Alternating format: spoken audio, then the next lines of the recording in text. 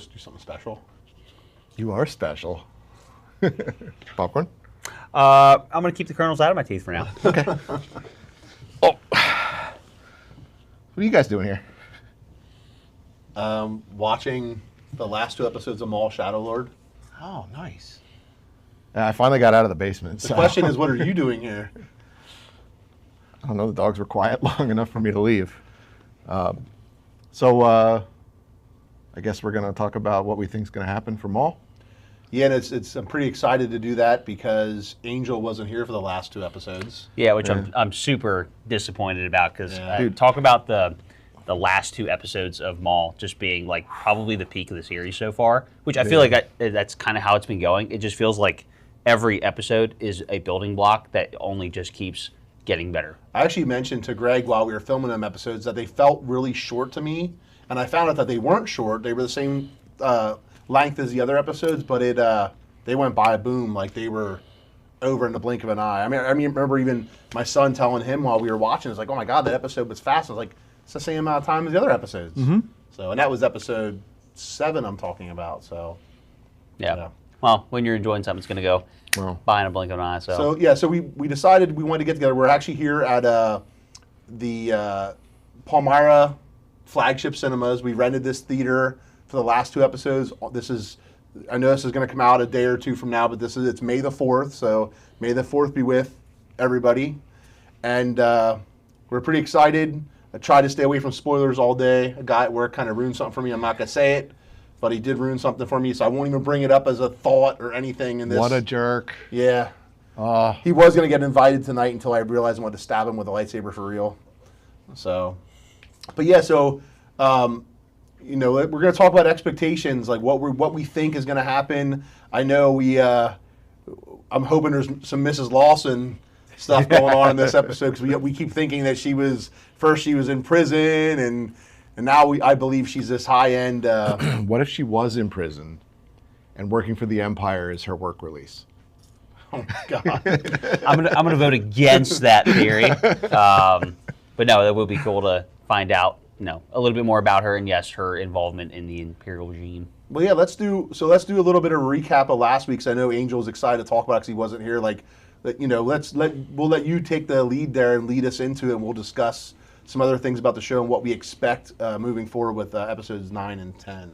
So clearly, obviously, this is a show about Maul, but you have so many sub-characters, but I think the experience that we got with Maul in honestly, both of those episodes, but especially like all of that reflecting that he was doing, literally, in puddles, but the reflecting he was doing. So amazing. Yeah, it just like you got to, it's the first time in the animated series where they really kind of tied all of the what happened in the movies, what happened in the animated shows, what happened in the comics, and it's the first time that they officially tied all of that together and laced it so honestly beautifully together.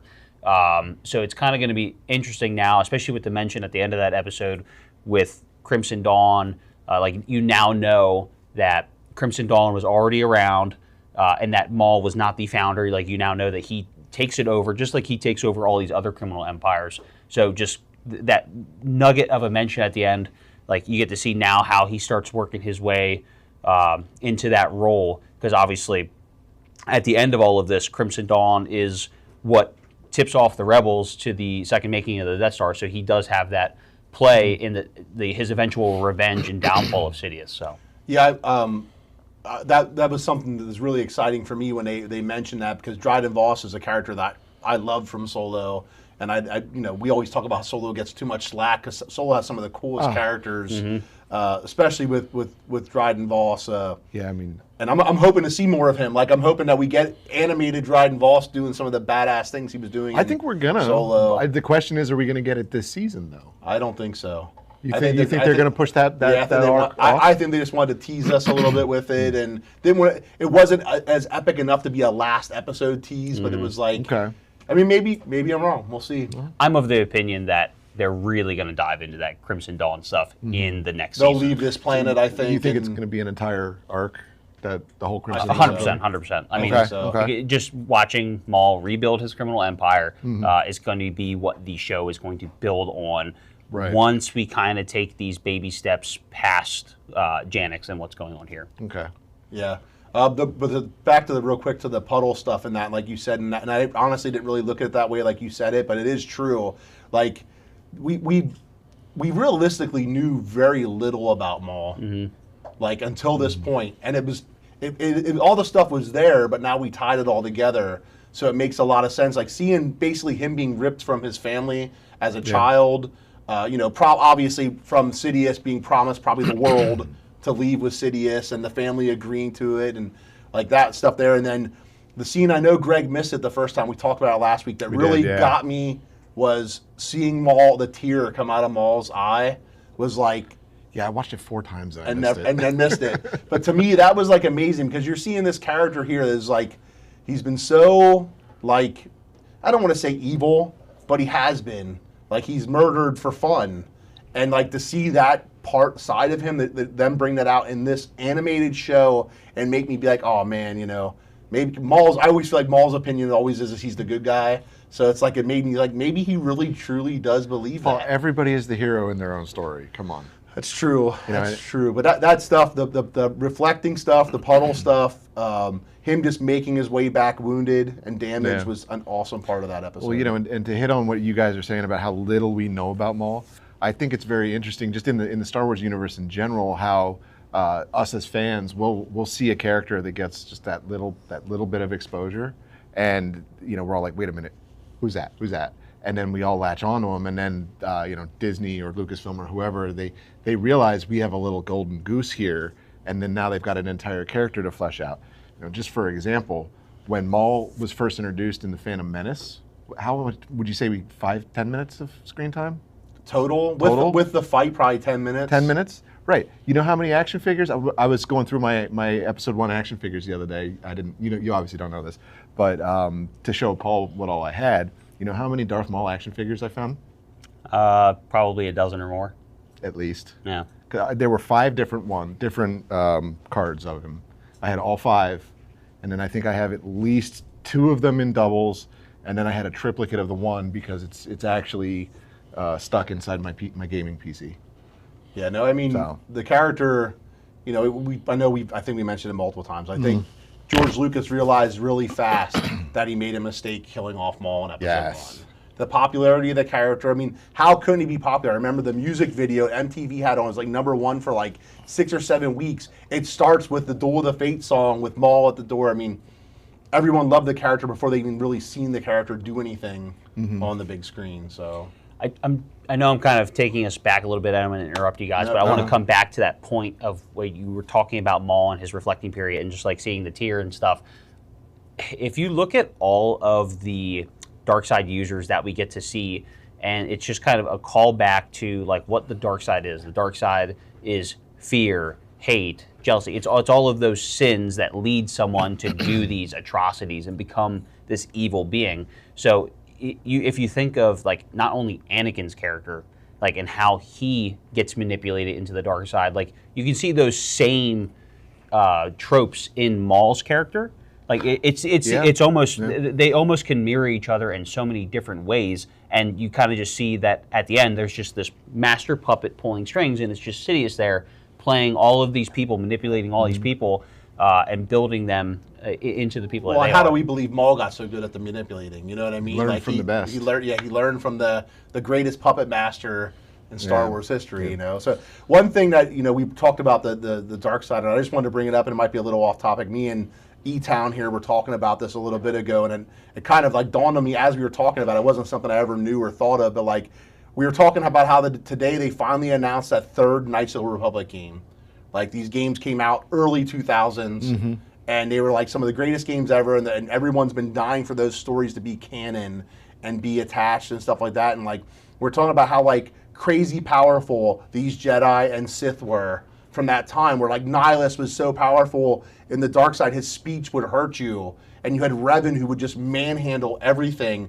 But it's like I was saying to him, my theory behind all that was from then to now is the Jedi stopped teaching these people these abilities, because what happens is you give these people unlimited power, they turn to the dark side. And I feel like that's why you don't see these abilities in the future of Star Wars because the Jedi stopped teaching. They erased these things from knowledge. Like even in, the Acolyte, they, that stuff happens with Saul and the murdering of the family and the Jedi. They erased it from the Jedi history books for a reason, for a good reason. Yeah. And that's what I think how they treat, in my mind, like the Old Republic and stuff like that with the powers. And because we said it's like Maul doesn't really he's not full of powers like a lot of other Sith.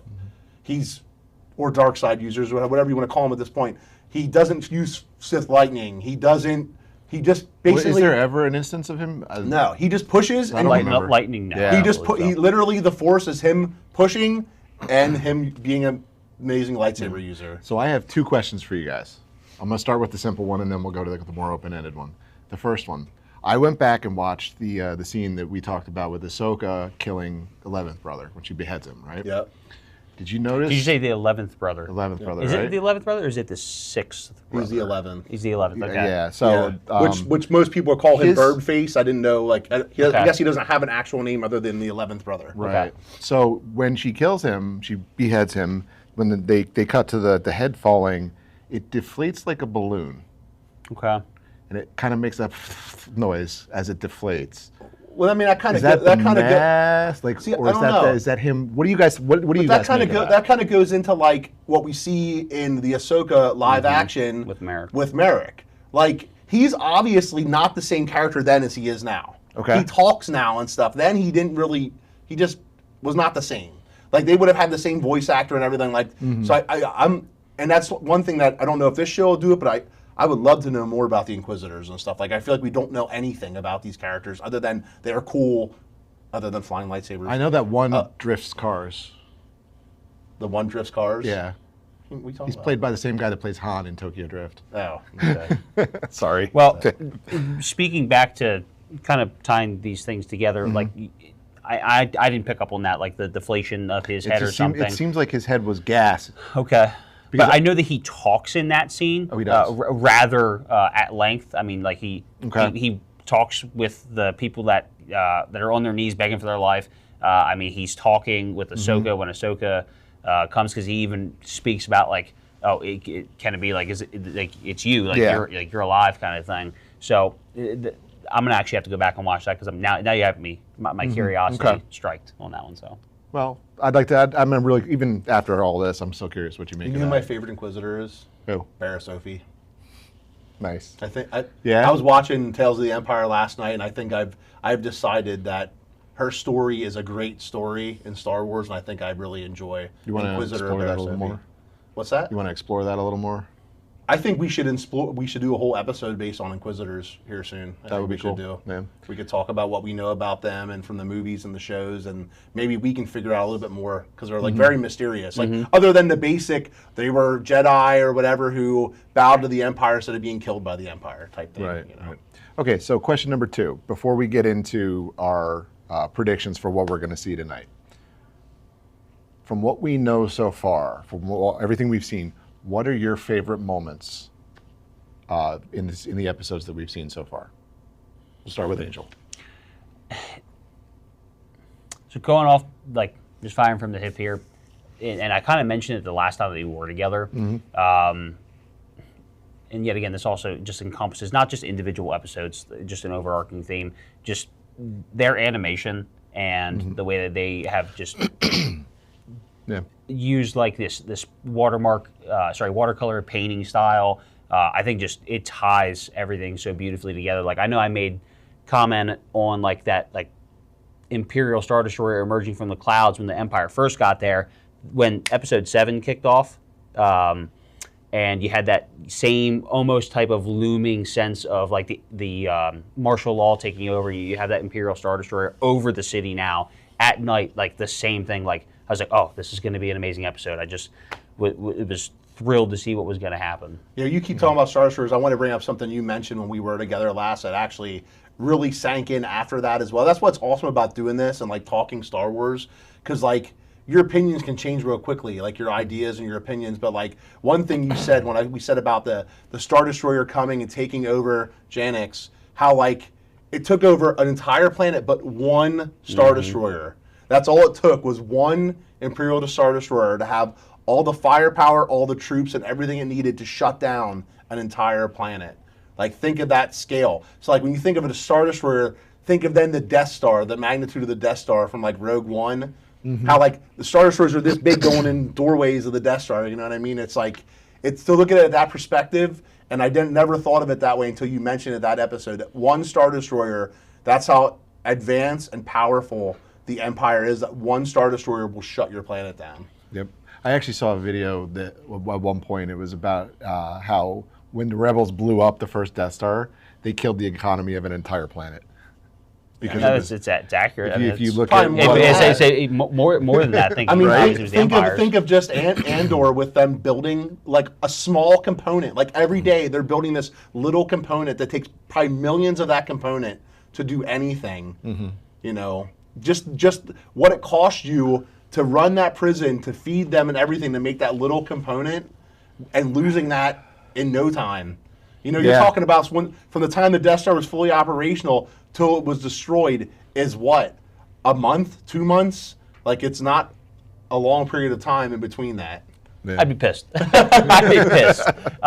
But no, to apart from like just like the art of the series, I said before that Maul is the subject of some of my favorite lightsaber battles in all of Star Wars, both not only in live action but also in the animated series. Add him to the list again. The lightsaber battle scene between Merrick and the 11th brother and Maul. Yeah. The one in the cave. Amazing. Yeah. Right.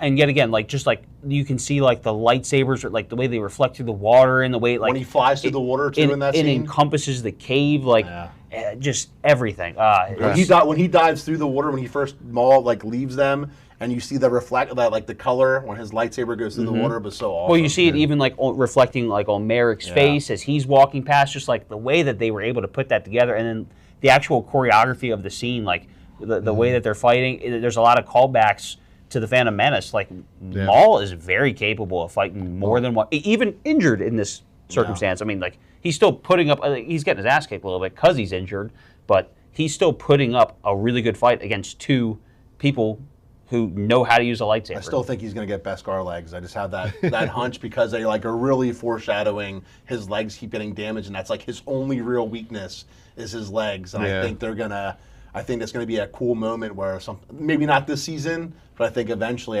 he's going to get Beskar legs. I really do. Okay. So Paul, what are your favorite moments up to now?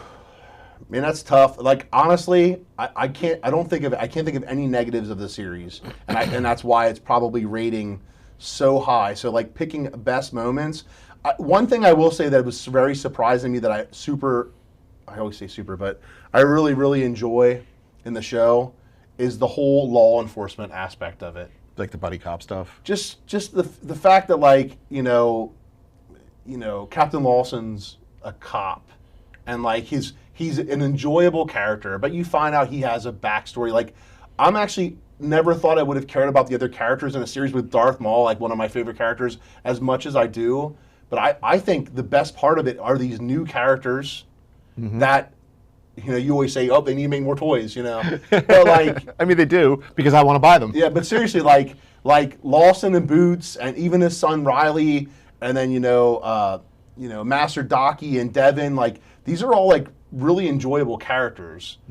You know, for me, they had their ups and downs a little bit with Boots betraying and then coming back and stuff like that. But like, I would say that for me has been one of the most exciting things and surprising things for me is, you know, Lucasfilm and Filoni and them did a really good job at like making a whole bunch of new characters that are like likable, enjoyable characters that you are super curious what is next with these characters. Yeah. Like I'm like, do we leave these characters on this planet after this season? Are we going somewhere else, or are we going to continue to have these characters in play? I don't know. I don't know. I mean, if you want my opinion, I think they're at some juncture, whether or not they split the character, you know, they had like in the sequel trilogy, there was whole movies where certain characters were not in the same room together. They could very likely, split the arcs off and show them both, and then at some juncture in time bring them Yeah. back, intersect them, and then move them apart again. I mean, they Or- could. I don't think they will, but they could. I mean, I'm just saying it's possible, right? Yeah. I just think that the fans want Maul, and that's what they're going to give them. Yeah, I agree. Maul. Well, the thing speaking of like introducing all these new characters, like think of like your other Star Wars media in which you get a compelling character that you like. For example, Maul was a very small piece of the puzzle. Now look what we have. Cassian Andor was a very small piece. Well, I shouldn't say small piece. He was in like basically one of the main characters One in the movie. movie. But One exactly, movie. one movie turned into what is the greatest, in my opinion, live action show for Star Wars. Season so 2 is unbelievable. imagine having your first cop-based reality Star Wars show where it's just Lawson.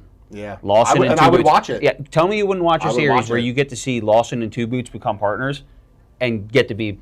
I 100% will watch it would that be series. awesome. Boots finds his boots. Yeah. The search for more boots. The search for how more many boots. how many Two Boots references did I miss when you guys were shooting that last I mean, episode? a few, more than It a was few. couple. Yeah. But so what? Okay, well, you heard kind of ours. What was yours, Greg? Was So I mean, you know where I'm going with this, Paul, but I love the little Spybot moment. I knew he was going to say Spybot. I knew love you were it. gonna say He does love Spybot. Spybot. because he's there. He is the one who is. and we've determined he's Darth Maul's dog. He's Darth Maul's He's dog. Darth Maul's dog. And you know I love my dogs, Angel. Yeah. know. So like the fact that Darth Maul like has a dog, I'm like, he's my guy. the little pats on the head are pretty yeah, awesome. yeah. But like when you see something going on, and then all of a sudden you realize that Spybot stuck to the wall there, and his head pops out, and he makes some goofy comment about dirty impies or trashy probe droid, and I'm just like, oh my god, this dude is so Nah, funny. that is a cool droid character. Yeah, so I really enjoy Spybot, and a little less predictably of me, or not, I don't know. I like that the fight scenes, the sword fights, like just in general, they feel real. There's some animations that you watch where you're like, yeah, that doesn't like I don't feel like that would happen like that. But the motions that and the attacks and the techniques and everything that the characters are doing, they feel like they're grounded in a, gravity and physics and actual reaction of real fighting. I wanted to say that since you're saying that, I do want to say something I saw today. Fans were so obsessed with the Maul training, like him training, like whatever Kata they're that calling he's training. People are doing it. Like I've seen all kinds of video of people People doing doing videos. that Trying, training. there's people trying to Doing learn yeah. that little sequence, and they're Nice. posting videos of themselves. Because doing it. I'm curious to see if like they actually use some kind of like actual like swordsman to like create that kata. Well, like that would be cool. So I did read an article that they said there is actually no motion capture did see other than that. Sam Witwer's face. And that wasn't Article. motion capture either. It was just they painted it and used it for references. mimic his mouth movements and eyes and stuff like that. So it's not actual motion capture. I watched a video of Sam Witwer. And whether this is true or not, or he was just kind of gagging the fan audience. He chews on green apple when he's recording. That's how he gets That's actually his voice. a lot of people, singers and stuff, do the same thing. Lemon, green apple, and stuff like that. Interesting. So. We got to get to the predictions. The predictions. Yeah. I know I have two I won't let you start first this You time. want me to Greg, start? but Okay. I have two predictions, and I know we all probably agree with one of them, but I know the one that you have, and that's I'm not going to go there with that one. I have a lot. If you go with that one, I have plenty. No. I'm the first one. I wholeheartedly think they're leaving Janix tonight. Yeah. I think that the Empire showing up, there is no possible way that the Shadow Collective can overcome the Empire and make them go away from Janix and stay away. I agree with that. Yeah, Even if it's even if they do something temporary, it's just to give them time to hide again. We've seen Maul destroy a complete Star Destroyer once before. I mean- don't think that's out of the Right, but ordinary the- for Maul to do it. talking about when he they takes know down the he's- Venator. Yeah. And, But they know he's there, and he's high priority, so they're going to keep coming. The only way they're getting out of this is if they disappear. what significance does Janix really have in the long run? Just that they're there. Exactly. It's not like it's when Maul's on Mandalore and he's the basically ruler of Mandalore. Right. Like, there's really no significance. The Janix is kind of more or less just this is the area in which we are taking this season. It's where he has his chance to meet Devin and et cetera, et cetera. And more specifically, I think Two Boots is going to put a pair of boots back on. At the end, maybe at last scene, puts his boots back on. At some juncture in time in these 2 episodes, now that he's back in our good graces, he's putting boots back on. Yeah, that'd be cool. So those are my 2. You want to go? Or you want me to go? Oh, I'm trying to think if this Two Boots conversation is worth elaborating on. Is this does Two Boots put this? If Two it Boots means back something. on? Two Boots got his. Maybe maybe Boots dies and Lawson puts his boots back on him. Maybe Lawson becomes Talon. Which is where Or I'm maybe kind Lawson of, wears his boots. which is where I'm kind of like taking this in my head. Like we're obviously gonna more than likely get loss of characters, if not one, multiple.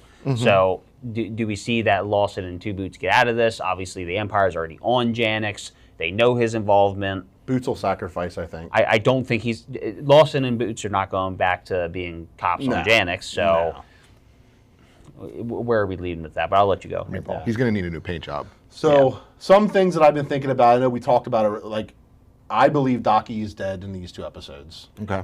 Because they are obviously major foreshadowing to Devin becoming Maul's apprentice. And I think it is good. If it does not happen, I would be super shocked. Because Now, do you think that she's going to full on do the apprentice thing right now, or do you think Daki, she's going to go with him because she has nowhere else to go? I think the Inquisitors are going to kill Daki. Okay. And that's going to push Devin over the edge. And Devin knows she cannot do anything now without Maul, and she's going to listen to whatever Maul says.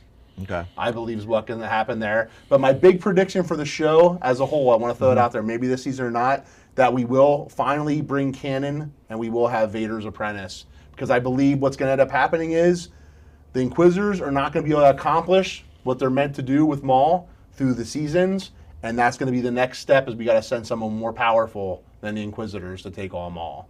And I believe that's going to be a thing. Plus, I want to throw out there, and maybe I'm wrong, at this point, where's the Darksaber? Like, where is it at this point? So this show takes place. Bo-Katan would have it back, right? Within 6 years after. I think I said 1 year now. I think they're saying it's 1 year. Okay, so it's 1 year after the end. That's of right. Clone Bo-Katan Wars. had it. Bo-Katan had it when they did that fight in the end of Clone Wars, right? You're saying Bo-Katan at the end of Clone Wars has the Darksaber. Yeah. When Ahsoka and her go to. This takes place after the events of Clone Wars, right? It does, but I'm just saying there's this gap from when like Sabine finds the Darksaber, so Maul has to get it back again sometime. So I'm thinking like to myself, is this going to happen in this show again? Are we going to see the third interpretation, the of great it. purge of Mandalore, and this is where he's going to get the Darksaber back? I do have some interest in seeing the Empire turn Mandalore into glass because we know that happens. We know it happens, and they all talk about it. Yeah. I mean, I think Mandalorian. The Mandalore stuff in the Mandalorian is awesome. So. I hate when I get asked a question that doesn't, especially regarding the animated stuff, Well, that I don't immediately look, go to the answer. I know. Okay, so I know Maul doesn't have the Darksaber at the end of Clone Wars. He was captive. He doesn't have it, and I'm pretty sure Bo-Katan had it. Yes, okay, yep, 100% because they. No, But I'm saying there's a period of time where I'm mixing up my Rebels and my Clone Wars. Bo-Katan loses the Darksaber. There has to be because Sabine finds it in Maul's like cave or palace or whatever on Dathomir. Mm-hmm. So like that means that Maul's going to get this Darksaber back somewhere along the lines, maybe this series. Well, then how does Moff Gideon get it? I don't know. Because that could be a factor in here I thought too. they elaborated on that. Didn't like he get it from Bo-Katan? I feel like Frankie knows. I think he got it in combat. Well, he said something about winning it in combat. Yeah. Didn't he? Did he beat Bo-Katan? By the way, everybody, we do have sort of a live audience tonight. Because in order to get the Darksaber, guy killed the opponent apparently. Or that's what was. You have to win it in combat. Yeah, you have to win it. Well, that's not true in all the lore of it. That's a new lore. But if you look back on it, there's people that did just pass it down. They didn't technically. Oh yeah, you know. So yeah, but anyway, like I do believe that regardless of who has a Darksaber at this point, Maul has to get it back at some point because yes, it's in the Dathomir cave. Yeah. Yeah, Sabine finds it in Maul's cave. So okay.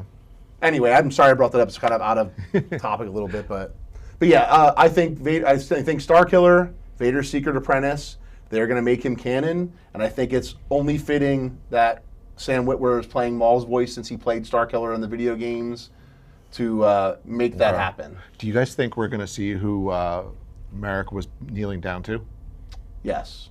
So that was going to be the question I actually posed to you guys, and Oh, sorry, I didn't mean to no, steal your thunder. No, you're good. And exactly. So I know that we already had our debate about who we thought that may be. Yeah. Like I thought, like it was a really good likelihood of being the Grand Inquisitor. I think. Did you guys I said say Vader. Yeah, Vader. I kind of feel Just like because the Inquisitor's answer to Vader, so I just assumed it was Vader. I just feel like. But like you said, why wouldn't it have the breathing? Why would That was the big thing that stood out. sound canceling. That's why Ron can't hear the dogs barking during D&D. That's true. He has the Bose holocron. But that's where my main. Obviously, during these last 2 episodes, there's going to be an escalation from the Empire. And I believe that escalation, yes, is going to be that character that's hidden on that hologram is going to be introduced. I still want to. It would be awesome if it's Vader, because just more live. Well, we're saying more Vaders. I know we always were throwing out amazing. there. We were throwing out there Vader, Grand Inquisitor, the Emperor, Thrawn. I know I even brought up Thrawn. Like maybe this will be like that. We know that Thrawn is there at this time, and stuff like that. So yeah, it could. I'd be any one of those people I just mentioned. I think I'd be excited for.